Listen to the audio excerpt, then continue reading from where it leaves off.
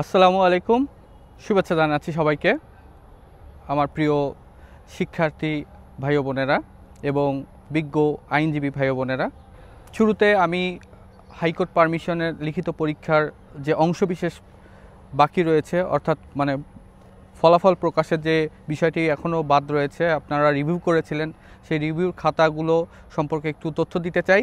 আপনাদের খাতাগুলো সব জমা পড়েছে, রিভিউর খাতাগুলো খুব শীঘ্রই, এবং শীঘ্রই বলতে আশা করছি আগামী সপ্তাহের মধ্যে আপনারা খাতাগুলোর যে ফলাফল আসে সেই ফলাফলটা জানতে পারবেন।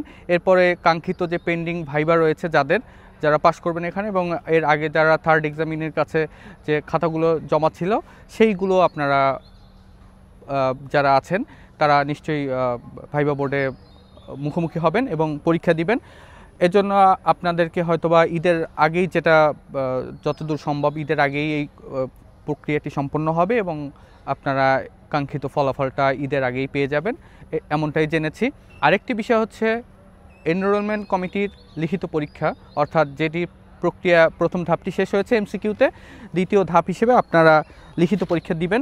সেই লিখিত পরীক্ষার অলরেডি আপনারা জেনেছেন যে 28 জুন এই পরীক্ষাটি সকাল 9টা থেকে দুপুর 1টা পর্যন্ত অনুষ্ঠিত হবে, এবং ঢাকা ইউনিভার্সিটি সম্মতি জানিয়েছে, তারা সিট দিতে পারবে। আসন সাপেক্ষে এই পরীক্ষাটি যেহেতু হচ্ছে, সেহেতু আমরা আশা করি যে এখন আর কোনো দ্বিধা থাকছে না যে কত তারিখে পরীক্ষা হচ্ছে, কটা থেকে কটা হচ্ছে। এবং বার কাউন্সিল ওয়েবসাইটে ফর্ম ফিল আপে যারা বিগত সালে উত্তীর্ণ হতে পারেননি, তারা এবার যারা দিবেন, সব মিলিয়ে যতদূর জানি যে প্রায় 17,000 পরীক্ষার্থী আপনারা এবার পরীক্ষা বসছেন।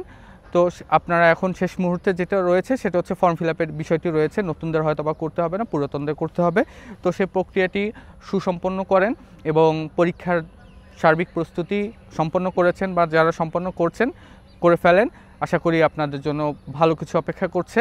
তো আমি পরবর্তী ভিডিওতে আপনাদেরকে আরও কিছু তথ্য শেয়ার করব। আপনারা লিখিত পরীক্ষা সম্পর্কে জানতে চেয়েছিলেন যে লিখিত পরীক্ষার কিছু কৌশল বা কিভাবে লিখলে ভালো হয়, আমি সে বিষয়ে আপনাদেরকে জানানোর চেষ্টা করব। আপাতত বিদায় নিচ্ছি, সবাই ভালো থাকুন। আজকে পাখির শব্দ কম আছে, যার কারণে একটু কথা বলা যাচ্ছে, সবাই বোধহয় সপ্তাহ শেষের দিন ছুটিতে গিয়েছে। যাই হোক, ভালো থাকুন আপনারা সবাই, সবার জন্য শুভকামনা রইল। আজকের মতো বিদায় নিচ্ছি, আল্লাহ হাফিজ।